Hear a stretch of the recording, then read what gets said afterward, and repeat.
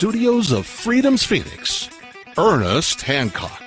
Believe me when I say we have a difficult time ahead of us. But if we are to be prepared for it, we must first shed our fear of it.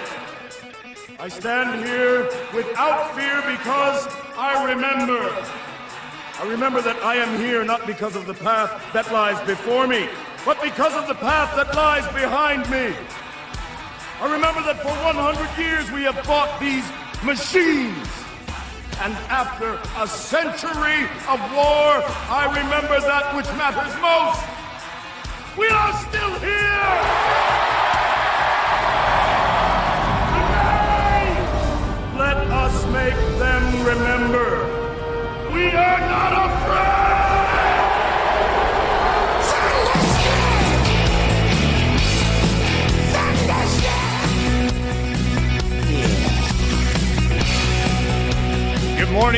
Good morning. Welcome to Declare Your Independence. With me, Ernest Hancock, here in Phoenix, Arizona, from the BEAU studios of Freedoms with an S, freedomsphoenix.com.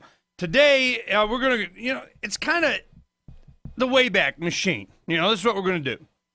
In the view of all that's going on, to have a better understanding, you need someone that has a global perspective that comes from, how did we get here? There are some strange things coming, and it's a lot of times, a lot of people, they just say, hey, man, I'm clairvoyant. I read tea leaves or the book. Well, one of those guys that, done the study and see where we're going is Richard Grove. Now, Richard Grove from TragedyAndHope.com is going to help me out here. I need to have somebody give me some perspective and understanding of what's up. Richard Grove, I got you there? You do, Ernie. Good morning. I am, yes, good morning to you too. It's good to talk to you. It's been overdue. I have so many questions. And as a gentleman that has studied a lot of things and has done a lot of good works for people to be able to understand the context in which all the stuff that's coming, I want to give you an opportunity to introduce yourself and what you guys do, and kind of give your bona fides to the audience of why they would think that I would call on you, even as a relatively younger man. I think you're probably in your 30s, right? I still am. Yes, I am. And I remember being in my 30s, they call me young man all the time. And I'm like, seriously? Until, then when I'm over 50 and I go, yeah, that's kind of young. But you have immersed yourself in history, in understanding who they, them, those are, the ones who won't leave us alone. And I would like, go ahead and tell the audience what it is that you do and how you're so popular with a lot of people to be told the context of what's coming. And then I got a bunch of questions. Richard, please introduce yourself. Well, my name is Richard Grove, and I host the Peace Revolution podcast at peacerevolution.org, as well as the Tragedy and Hope community at tragedyandhope.com. And I'd say the preface would be, I am as of yet still learning. I'm unfinished. I'm still observing and taking in this beautiful world and trying to process what's going on. And I had the unique opportunity to work in the corporate world and to see some shenanigans and to take an early involuntary retirement.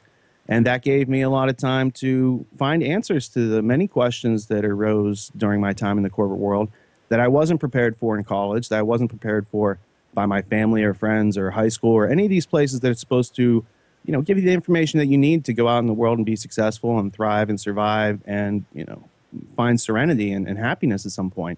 And what I found for myself was, until I went through the methodical process of really getting to know what I thought I knew, which wasn't knowledge, when you get into school and you get answers to questions that you haven't asked, and you get answers to questions that you haven't gone through the process of identification and removing the contradictions to arrive at understanding, that's not knowledge. That's a placeholder for knowledge. It might be called belief because you believe what your authority told you. So I found out the hard way by bumping up against reality that there are some very real agendas and ongoing events in this world that we're not being made privy to through corporate media.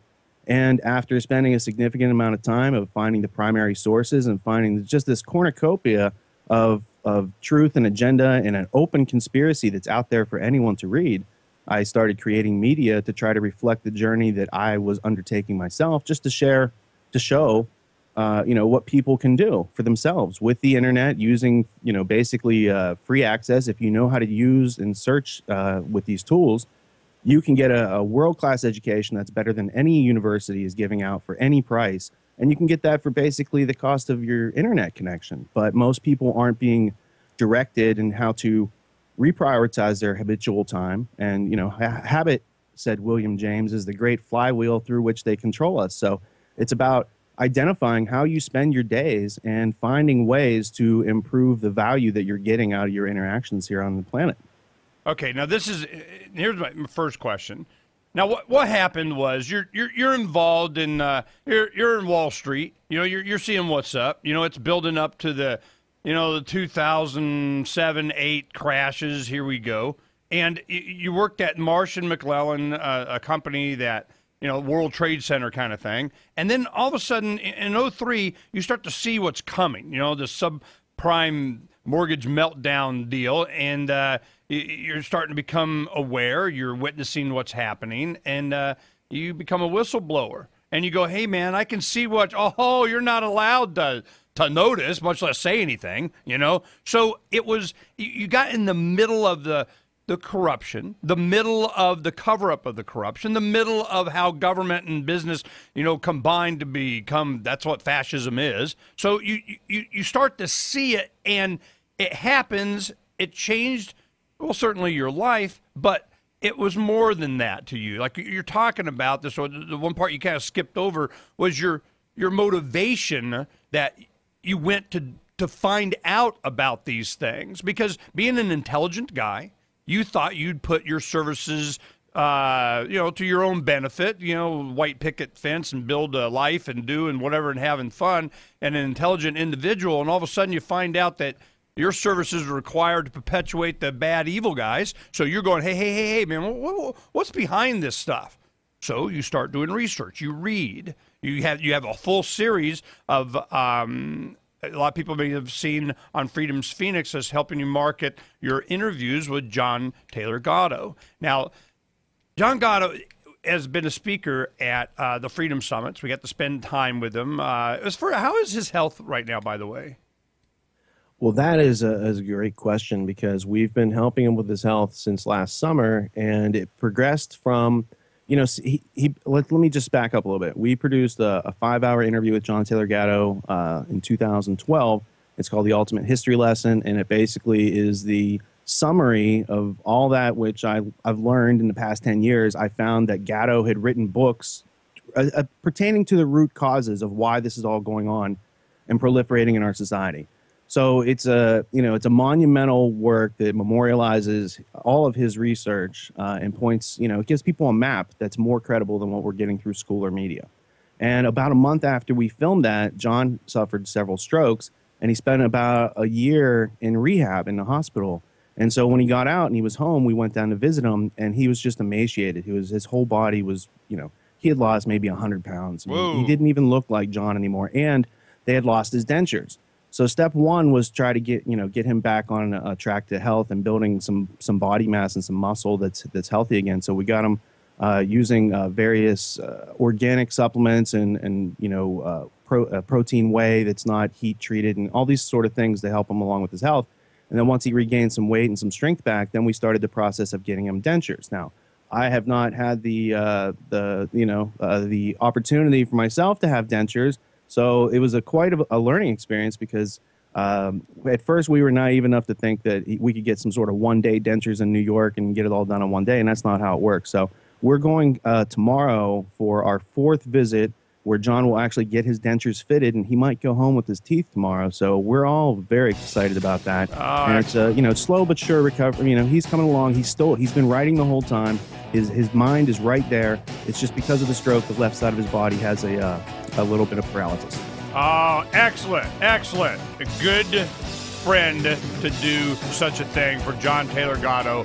One hero to many people, because he did exactly what you said. He consolidated a summary of what's up. We're going to find out what's up when we come back. Quantum Vibe, it's year 2523. Okay, this is where I want to go, Richard. I want to give you an opportunity to make sure everybody gets to know who you are and all that kind of stuff, and bona fides and credibility of, because this is it. All right. My thing is, I had Larry Pratt from Gunners of America on a couple times in the last few weeks, and we have are you at your computer? I am, but I've heard your interviews with Pratt. Okay. So my thing is, we went through this before, okay?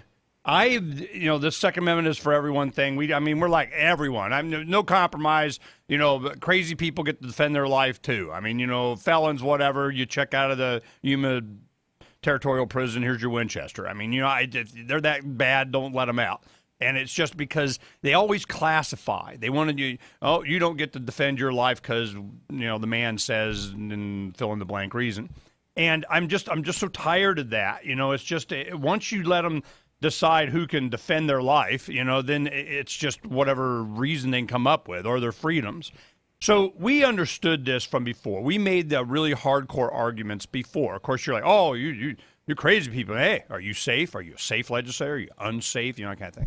So it always came out to be the better way. And it was just, you don't get into all the minutia and the politically correct and all this other crap. Are you familiar with JPFO, who they are and what they did and so on? No. Jews for the Preservation of Firearm Ownership was a guy named Aaron Zellman. He's the one that translated the 1930 whatever German, or had a book, and the gun control that the Germans did in the 30s to disarm the Jews and all that other stuff, and whoever else they felt like, and IBM and all this other crap. That's why I started thinking about you.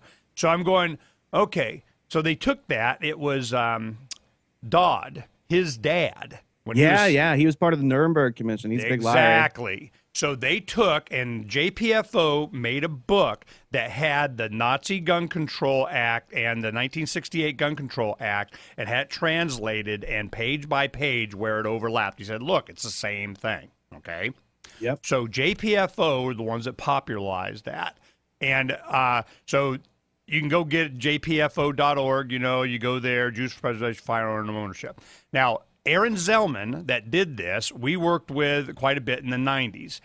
L. Neil Smith, Libertarian Second Amendment Caucus, he's author and big Libertarian Enterprise and all this other stuff. He's big influence on us and activism that we did in the 90s and the method that we used, no compromise, butt heads. Well, what happened was they wrote two books together. One was called Hope and one was the America Zone, I think. And so we knew Aaron. There was no way in freaking hell he would be in support of a database. That was the whole problem. This IBM Nazi, we're going to get you in, they arrest 50 gazillion people in a day, okay? So now, one of the new guys that I know as an activist here became executive director, and they came up with this 5-step focus program. And one of those things was, if you've been adjudicated by a court, it'd be crazy. You can't get a gun. And I'm going, who gets to decide whether you're crazy or not? What's the basis? It's kind of this, mental new disorder. You don't like government, you can't have a gun thing. You see my point? So I'm going, okay, I can see where this is going. So that's why I was on Larry's ass going, look, I need to know. Are you going to be this, PC, we want to sit at the table thing? Because, I'll help you guys. If not, then I'm going to be a butthead about it. All right, here we go. Listen to LRN.FM on any phone, anytime. 213-493-0309. That's 213-493-0309. Roads? It's the Ernest Hancock Show. Where we're going, there aren't any roads.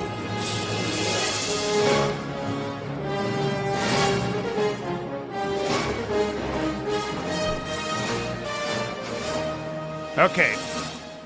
This is why I have Richard Grove. It is because I know him to know history and can make the links. So I'm explaining to him off air about JPFO and their beginnings, and here Jews for the protection of firearm ownership. It's like, why? Why would they care? Because they know. They saw what happened. You know, first they classify you. Then IBM goes over to Nazi Germany and gets you, a punch card. Then they go, all right, it's time. It's Crystal Knock. It's a night of broken glass, or it's a night to go arrest. I mean, tens of thousands of people get arrested in a day. And it goes, punch out, and here's your stack. And they go get you. Well, I've been screaming this since it began. I'm going, this is all about a database. Well, what happens? I just find out yesterday we put up that Face the Nation or something. Well, Chucky Schumer gets up there, senator from New York, I think. He gets up and he says, the sweet spot for gun control is, we got to get you on a database. And I'm going, man, are you freaking kidding me? Who's on the database?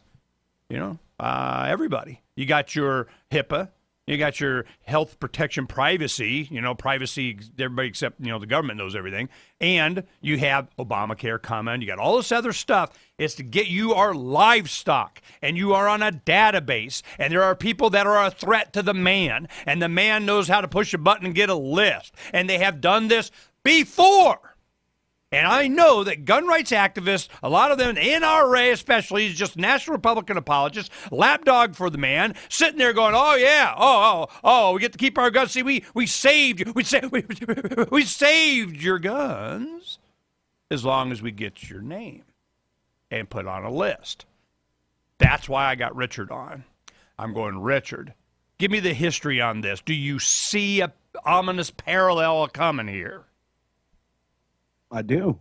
I see history repeating itself, because what you're talking about is the application of cybernetics, which is the use of technology to govern groups. They can't govern human beings as individuals so much. That's why they spend a lot of time conforming us into groups, into a citizen. A citizen is part of a group called a state. It's not an individual. It's part of a group. And that takes away your rights from being individual and tries to collectivize it and sacrifice the individual and your private property to the state. That's collectivism, that's communism, socialism. All the isms like that are part of removing the individual's rights. That's the story of history that has repeated through time. If you don't have self-defense, if you don't have the means to self-defense, how can you claim the right to self-defense? And so the database aspect of removing self-defense is about collection of information. It's about the use of information and technology to manage individuals, in this case, to know who's armed and who's not. When you look into the history of what the database is, it takes you back to the CIA. It takes you back to a guy named James Jesus Angleton, who was basically this brain trust within the CIA who had all this stuff in his head, and they sought to memorialize, to take that out of his head while he was, going through dementia and getting ready to die. They wanted to preserve this. They create the database as a CIA project. The company Oracle started as a CIA Department of Defense project. That is the database company on the planet. Right after 9/11, they were the ones, Larry Ellison said, hey, let us help you archive all the DNA from all these victims and let us build a DNA database. And so they've had a rolling goal for the past century to archive human beings, to understand us, to make predictive programs. That's what the social networks are about. That's why Facebook and these places can tell you where you're going to go eat before you even go eat there. And so they are applying technology to harness the human resources of this planet to make individuals into unthinking, stimulus reaction beings that are part of a group, that are subject to groupthink, that are subject to emotional reactions. And this is something that Zbigniew Brzezinski professes in his book, Between Two Ages, America's Role in the Technotronic or Post-Industrial Era. That's where we are now, where they no longer need us to produce their, systems to harness us. They have enough systems to harness us, and they are putting the harness on in the form of databases, in the form of the smart grid. There's a plethora. Agenda 21 is about taking away your private property. So this all rolls into their agenda, and it's long-standing. Okay.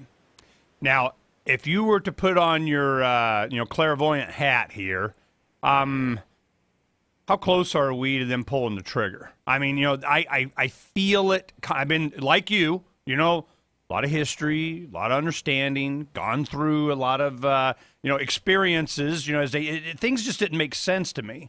And I'm going, this doesn't make sense. Why would they do this? This doesn't accomplish what they say that they want. This doesn't, what they promised. This isn't, what they campaigned on. It's all a lie. What is the truth? What is behind? And then once you start put on your Dr. Evil hat and you think and you go, oh, now it makes sense. What they're doing is what? This all, culminates into what? Well, you can't disarm people until you know who has the arms. And you can't rule over people as a true tyranny, as a police state, if the people are armed. So this is all part of a long-standing process. I did 2 Peace Revolution episodes in my podcast. It's a curriculum for adults to teach what they don't teach you in college. The first episode in the series was called Liberty is Life, and the second one was Slavery is Death. Slavery is Death is entirely about the Gulag Archipelago that went on in Russia. It was written by Alexander Solzhenitsyn, a famous political prisoner of that time. If you listen to that episode, you will notice that the Gulag has been in progress heavily in this country for the past 10 years. We have renditions. We have U.S. citizens being taken out of this country to be tortured and disappeared from their families. There's all sorts of things going on. It's incrementalism. It's boiling the frog. That's why people don't notice it. But if you understand the patterns of history, you can compress that time and say, look, right here, this year they took this step. This year they took this step. Now they're taking your rights for this. Now they're cataloging you for disarmament. I mean, it's not about preventing school shootings. None of the executive recommendations will prevent any of those school shootings. So it's about drawing up a straw man and using it to progress an agenda that they've already had longstanding. It's 2 steps forward and 1 step back. It's the Hegelian dialectic. They make it look like they're going to come for everything, but they'll settle on the database. That's 2 steps forward and 1 step back. They've made progress, and they're going to keep doing that until they get what they want. And we need to realize what our rights are of self-defense before that happens. You know, there was a comment. I mean, it was sometimes you just get it crystalline, boom. You know, wow, okay, that's what he said. Paul Craig Roberts came out and he made it very clear. Now, Paul Craig Roberts was in the Reagan administration, I think, and he comes up and he goes, a police state and an armed populace are not compatible. He's going, look, what, you think the police state's just going to go away? Well, then what has to happen? They're going to try and make our armed populace go away. So, and to do that, to think that they're just, we're going to get everybody's guns. Well, I got to give my, 10, 30 second, woohoo, whatever, in the media on Saturday. Yeah, we went out for the weekend, and on our way out, a few of us stopped by the Arizona State Capitol, passed out some stuff, just wanted to make sure, look, man, I just want you guys to know, all the politicians getting up, all the big boys saying, oh, yeah, I'd never take your guns. I'd never take your, guns, got to go save guns. And I get up and I go, this is not about guns. This is all, ouch, quit it, distraction. They're here to take your information, to get your fingerprint, to get your retina scan, to get your DNA, to get your, we gotta put you through a list. Oh, you can have your gun, you can have your gun as long as you're on the list of people that we want to let them have guns. Well, who's that? Well, I don't know. Depends on what their criteria is. And I guarantee it's not about your individual right to defend your life and your liberties. Guarantee you that. Here it comes. Next day, Schumer gets up. Oh, yeah, the sweet spot. Gun control through data. Did you know that Free Aid is a mutual aid, educational, and networking organization? Okay, you start to feel me what my concern is now? Your concern is my concern, bro. I'm telling you, man, I see this is here we go. And it's been going on since for freaking ever. And it's all about, I'm sorry. Well, I could go into it during the show, but there's a 1914 book by Bertrand Russell, which is all about social reconstruction and the repurposing of our behaviors, attitudes for a world state and a scientific dictatorship, which is what you're talking about. Well, this is, one thing that really had an impact on me was Eisenhower's speech, because I always bring that up because when they talk about the military-industrial complex, that was just kind of like a side effect. He was using the media-industrial complex, and Eisenhower worked in psychological warfare all through World War II. So he's a Psy-war president. Well, when he comes up and he says, look, we're just being ruled by, here comes the scientific technological elite. And the byproduct of that is military-industrial product. Everybody keeps, harping on the fact that he said military-industrial complex. And I'm going, if you read the speech or watch it and everything, yeah, he mentions that as kind of the effect of this concept of them taking all of the brain power to be in service of the state. The technological, scientific elite, that is where, or even, the banker elite or whatever may be on top of that. But they do it through science. They're doing it through technology. They're doing it through classification. They're doing it. And, once they got all the goodies, here they go. Now, keep in mind, in 1930s. What's the first thing they used? IBM and the technological ability to classify and get a punch card printed out. You know, man, ooh, thank you for this technology. We can do what we always wanted to do, which was get a list. Well, now they got lists coming out their rear to the point they don't even know what the hell, you know, they're like data overload. So now somebody's got to go in and they got to determine, all right, how do we get the right people? Who are the alphas? Who are the ones that are the biggest threat to us? How do we determine that? Who has the influence? And people like you, they're going to go, oh, you know what? Mr. Richard Grove is going to go on the, you know, this list, whatever that list is. But I guarantee you got your special list, as do I. And I can see parallels. You know, this is the ultimate goal is a complete, total hegemonic, we rule you. And you're not allowed to bitch about it. And the only way that they can do that is the biggest bitchers are going to be the first on the list. I guarantee it. And I don't know what else they got to do other than pull the trigger. And hopefully, well, the first thing they got to do, they got to disarm everybody, you know, because it's that human thing, that factor. They can't really factor in everything. And they're just, you know what, we really just need to get the guns. But I don't know how successful they're going to be in that, but man, they are so going to try. But the first I can tell thing you how is they're going to do database. it. Please. You want to wait till we get back from break? How are they going to, damn Skippy, how are they going to do it? See, that's why I was encouraged to get you on as soon as we could, because I need your study and perspective and linking and exactly what you're doing here. And in exchange, you know, promote your stuff as much as you want, be my guest, okay? But this is what you're teaching people, and I think they need it, and one less thing I got to do or can do, you know. So let's go ahead and promote what you do in bringing this in context so people will go over and take advantage of the resource you have, okay? Right on. All right, here we go. You can interact with other LRN listeners in our message board at forum.lrn.fm. That's forum.lrn.fm.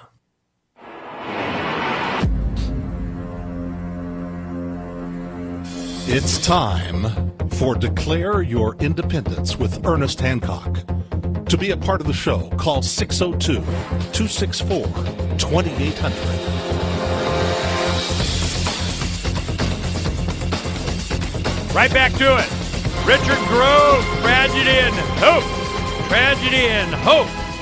Now, that was, you know, that's named tragedyandhope.com. Why Tragedy and Hope? You know, tell people where that came from. In 1966, Georgetown professor of Rhodes Scholars like Bill Clinton, Professor Carol Quigley, wrote this book called Tragedy and Hope, A History of the World in Our Time. It's about a 1,300-page book, and in there, he gives an adult education about how the world factually and actually works. And the book was suppressed. The plates were destroyed. It was not supposed to be here today for us to read. And I've gone through great troubles over the years to acquire several different versions to see, you know, what's been redacted, what's been censored. We did find a few censored pages that hold some very interesting information, pages 62 and 63. Which talk about how the Bank of England and Hitler's banker Helmar Schacht created the Bank for International Settlements, and you know, so there's a whole bunch of banking stuff in there, Council on Foreign Relations documentation about how the Rhodes Roundtable Group was, you know, came out of Cecil Rhodes' last will and testament.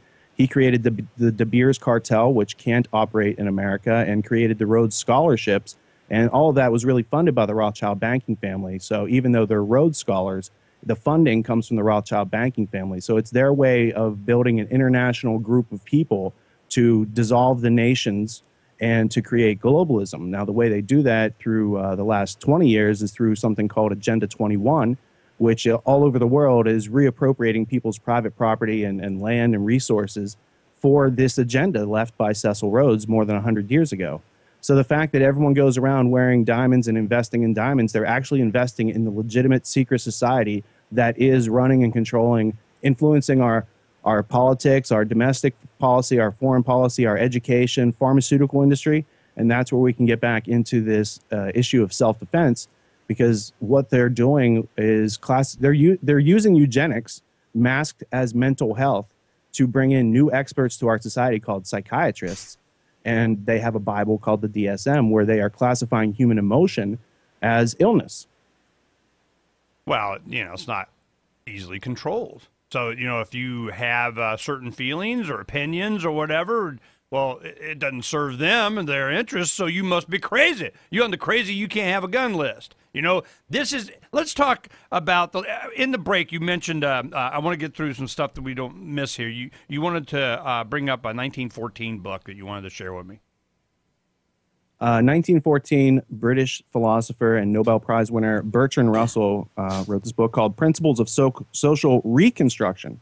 And in here, he talks about world government, the necessity to use war to bring about an everlasting peace. And the way that they would do that is through disarmament, through the changing of our education system, through the changing of our principles as Americans. And basically, it talks about, worship of the state, much the same as Moloch. There's a quote in there about sacrificing children to Moloch, and that's how much belief people have in the state. But then he says war can't go on forever, and in order to get rid of war, they have to find some other way to harness the people without using the direct physical force of war and genocide. So they come up with all these different social and scientific principles using applied psychology and pharmaceuticals, and they basically rebrand eugenics through the 20th century into molecular biology. Now, the best resource comes from an MIT professor, Lily Kay, who wrote a book called The Molecular Vision of Life, talking about how the Rockefeller Foundation, Caltech, and these other groups, Rockefeller Foundation is pivotal in all of these subjects, in eugenics, in the funding of the Nazis, in the corruption of our public education system, and their role in funding MK Ultra and the pharmaceutical drug companies to use drug treatments as opposed to any other type of treatment that would deal with the root cause. So it's more about addressing symptoms and creating a cover-up for those symptoms that's very profitable for them. And what they're doing now with the SSRIs is they're seeding our entire environment with people who could break or snap at any time. So now the reason that Piers Morgan includes in his little rant, the third point, after he wants to close the gun show loopholes, etc., is about mental health. And he wants President Obama to do something. Well, what does mental health have to do with these shootings unless the people doing the shootings are on the SSRIs and they've been pathologized for their dissent because they've been put through systems that create cognitive dissonance, which start with the public school system.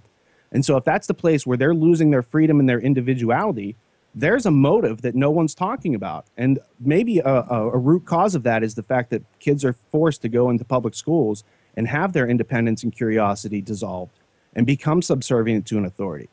So I'm just saying that no one ever talks about the fact that, hey, maybe the reason that these things go on in public schools where they're gun-free zones and everyone's defenseless is because kids are forced to go serve the state in the first place for 15,000 hours, right?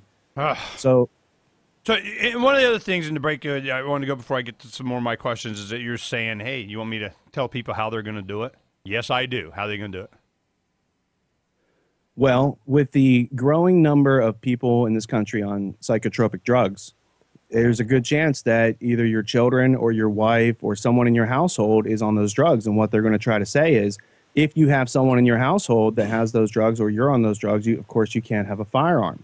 And so the way that they're going to get families to, there's going to be a lot of cognitive dissonance then, because parents, if they're taking their child to a psychiatrist because the school says your kid has oppositional defiance disorder and doesn't like authority, or has, ADHD or one of these other illnesses that have no scientific basis, no scientific test. And so these are people's opinions as authorities being, used to take away and classify other people, right? And in a system where they have an agenda where they want to classify people and take away people's rights, it's our job as Americans to be knowledgeable on what's going on in reality, not what's on TV, but what's actually going on, what the root causes and what the history are, because that's the only place where we can draw some intellectual self-defense. If there are known side effects of SSRIs, of violent behavior, homicide, and suicide, and you can go to ssristories.org, and I believe there's like 100 school shootings that are linked to SSRI drugs. Define so SSRI. when you get in, Yeah, serotonin something inhibitor, whatever. What does SSRI stand for? It's a serotonin reuptake inhibitor, and it basically is blocking some neurotransmissions in the brain to change behavior. Okay, And why? so Why? psychiatry is about classifying behaviors. It's not about actual definitions of or root causes of what's going on. SSRI is selective serotonin reuptake inhibitor. Okay, now this is now why would they do this? It's to change people into what? And why? See, I tell you what it is. It's the authorities sitting there, and there's some kid, sitting in the back of the room, and he goes, "You know what? You're boring. I just remembered you're boring, and I got legs." And they just get up and go do it. No, sit down, shut up, and be a drone and suck up whatever the heck pablum crap we're giving you, and be able to recite it. It's just, it's I don't know. It's mandatory youth indoctrination camps. I don't know how else to put it. So well, there's a 1931 plan that the Rockefeller Foundation came up with, the science of the new man, I think it was called. And basically what they have been doing over the last 100 years is, let me just go back into the late 1800s, because there's a character in Prussia named Wilhelm Wundt who trains all of our PhDs and creates this whole legacy that becomes 20th century academia and politics. And they basically come up with this belief that human beings have no soul, and therefore we are robots, we are automatons to be manipulated. That is our only purpose. And every social research experiment funded by Rockefeller and all these other foundations, these tax-exempt foundations, are invested into the control of human resources, the formation of the term social control, and to break down the individuality of self-reliant, self-aware, self-conscious human beings and make them non-thinking, reactive, stimulus-response robots to be manipulated for the goal of a small elite to rule over the rest of us. that rule. You know why? Because they pulled the sword from the rock. Because the Pope granted something. Because they got a gun. That's why. Because they say so. They, them, those. That won't leave us alone. Now you see why we got Richard Grove on? We, the people of the United... Okay. So let's go ahead and make some notes before we come back. One, please do a commercial for yourself and say, hey, man, you want to know more? You come over and this is what we do and how, and give me a 30-seconder, okay? All right. Hey, Richard, 30 seconds, self-promotion. All right. What else do you think we need to make sure we cover? Last segment here. Hey, you want to stay? Wait a minute, let me see. Do you want to stay into the second hour? Sure, why not? Yeah, okay, well, let's go, man, while we don't get to talk enough. All right, cool. So I'm not as nervous now. I might not get you to say something. All right, so what are we going to do in this next segment? Oh, well, we can talk it forward. I mean, I think there's a lot to be. I think there's been a lot left on the table as far as these various so-called gun debates on TV and whatnot. And we could talk about maybe what's behind the agenda that obscures some of these other relevant facts. Okay, we'll continue with this. Like, go wherever you got enough facts and knowledge in your head that I'm sure it'll just organic, but. What if you heard the Larry Pratt conversations I had with him? I mean, hopefully you can feel and understand my concern and why I come to this conclusion so easily. I can see what they're doing. And in the debate that's going on, they want to avoid any of this. I mean, it's good to go, hey, man, it's all, it's the drugs, man. It's all these kids on drugs. It's this, that. I mean, this is just like a neon flash and obvious side effect of what they want to happen. It's like even if it's not a false flag, hell, they've created such an environment, with everything that they do to, I'm shocked it doesn't happen more, That's the absolute point right there. That they don't have to plan every point of the conspiracy. They create the environment that takes away the individuality, and then they add a bunch of authoritarian discipline in form of school psychiatric or, prescribed psychiatrics. And they tell you have a condition, and then they give you drugs that changes your personality so that you can fit in their little, artificial terrarium of school. It's like, it's one of the cruelest things you can do to individuals, but parents are doing it all over the place because they haven't thought it out for themselves. Wow. And they haven't planned for it. And why haven't they planned for it? Because no one told them about it before now. Well, a lot of them, they say, no, I'm not. I can see the effect it has on my kid, and screw you, I'm not doing it. And all of a sudden, they're kicking in your door. You're not giving your kid enough drugs. Or they're kicking in your door because now they're going to take your guns because your kid's on those drugs. So it's like, there's no simple solution to it, but the solution's not going to happen until you start asking the questions and finding the substantial, relevant answers that apply to your direct needs of survival, as opposed to their need to impose authoritarian complex on you. Okay, let me write this down. Door kicked in, not enough drugs, guns away, too much drugs. Yeah, we're in strange days. All right. All right, we'll be back in about 45 seconds. Is there anything you want to make sure we get? No, I'm cool. All right, cool. We'll just let it go organic. So how's things going with you guys? It's the things are going outstanding. We've been doing a lot of hard work over the past 2 months, but last night we got some good news and said, we can move on from that project and just work on some other stuff now. Oh, well, what was your good news? You willing to share? I can't really talk about it yet. Okay, but I could talk to you offline about it. Okay, well, we'll talk about it. It'll be announced. We'll do a show with you about it in coming weeks, but we have a co-production with somebody, so I don't want to step on anyone's toes. Got it. All right, cool. We're back in 10. FPP.cc. That's FPP.cc, as in Creative Commons. If you enjoy LRN.FM, please contribute to your favorite shows via their websites and become an amplifier at amp.lrn.fm. That's amp.lrn.fm.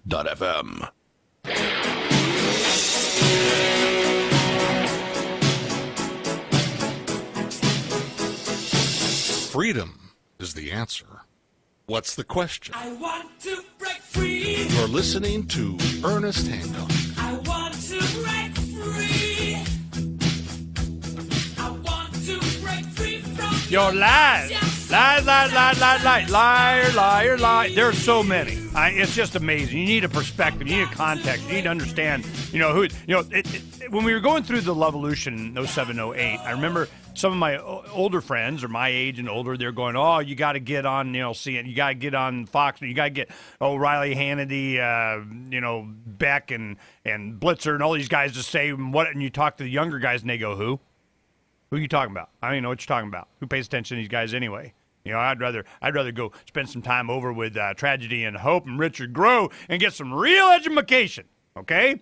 So I want Richard to go and do me a 30-second commercial real quick. Tell where people, they want to know the real story behind this is what you do. And you immerse yourself in some tragedyandhope.com and some Richard Grove and conversation, participate and everything. Ooh, man, you can't be paranoid enough. It is. If you know what's really going on, what's happened before, the connection between it, all of a sudden you go, man, if this isn't a roadmap, and we know where it leads, go ahead and promote yourself a little bit for me, will you, Richard? Well, the podcast site is peacerevolution.org, and it focuses on a curriculum for adults that teaches you what the media and public schooling aren't teaching you, and it is coherent, and it has a ton of references and interesting primary sources. It usually doesn't cover current events, but right now I'm doing a double series. The first episode was from feudalism to Agenda 21, explaining about how America became free, and they're using Agenda 21 as a hinge to turn us back toward feudalism. The second episode is from Agenda 21 to feudalism, and it's it's about 6 hours right now because it's a curriculum, so you're supposed to listen like an hour a day, whenever you want, do it at your own pace. But it comprehensively covers the gun debate, both sides that have been offered, and it offers a lot of the neglected aspects that have been left out of all these debates. The first thing I'd notice is that gun control is a play on words. It's an irrational violence problem that we have. And if you listen through the episodes of Peace Revolution, you can get a grasp on what irrationality is, why it's there in our culture, how it's used to control human beings. And if you've heard of any conspiracy, this will give you the actual, factual, fleshed out primary sources angle so that you can tune into the signal and tune out the noise. We also have a community at tragedyandhope.com where people who listen to the podcast go in and ask each other questions and research various topics, because we're all adults trying to figure out what's going on, and we know that we haven't been given the whole truth, and in order to get it, no one else is going to give it to us, so we each have a responsibility in our journey to do it for ourselves, to change our habits, and to grow in the right direction. And that's what we do at tragedyandhope.com. Enormous resource. And, one thing that I, just as a commercial for you, is anytime you spend on any of the stuff that they do, it's like, it's like a newly awakened individual, smart, intelligent, know that they've been BS, finally get it, and so got to share. Let me tell you all the people that I learned from.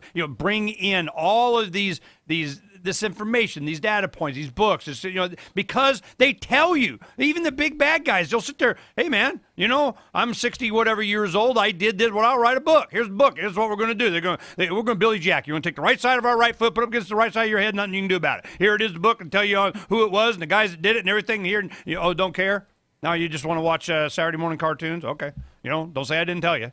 Well, what happens when you read all the books? You start to see what they get inside their minds. You find their own words saying, this is how we're doing it. This is what they did. Some of them even come to the conclusion that, man, maybe it might not be a good idea. I'm going to expose these guys. I do all this in the mind of Richard Grove, and he presents it, talks about it, makes the connections, or lets you make the connections, because damn it, if you understand what has happened, who's done it, why, how, what's going on right, not later. So I'm just like, here's the one thing, it's they'll come in and kick in your door because you're not giving your child the state mandated pill of whatever. No, I don't want my kid. Boom! You better have them on it. Now, the next door the time they're going to be kicking in your door is because you did have these drugs in your home that they said you had to, so they can justify taking your guns.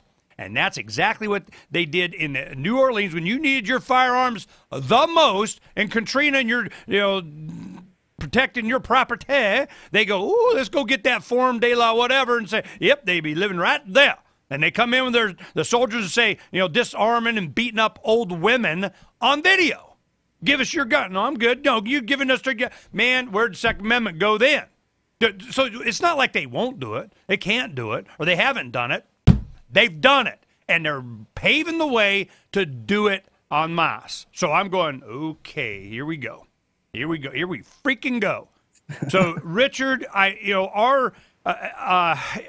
the only alternative because I have personal experience going through this before during the militia crazy guy get the guns and assault weapon ban and Brady bill and terrorist legislation, De La, Clinton, Reno, Napolitano. A lot of people don't know Janet Napolitano, now head of the Gestapo. She was assistant U.S. attorney prosecuting militias and so on here in Arizona under Janet Reno. Then becomes Attorney General, Governor, Gestapo. I mean, you think you get to be head of Department of Homeland Security just because I don't know whatever reason they give for her doing that, but damn it, boy, she paid her dues and she's in front of the line, and you haven't heard a lot about her. Why?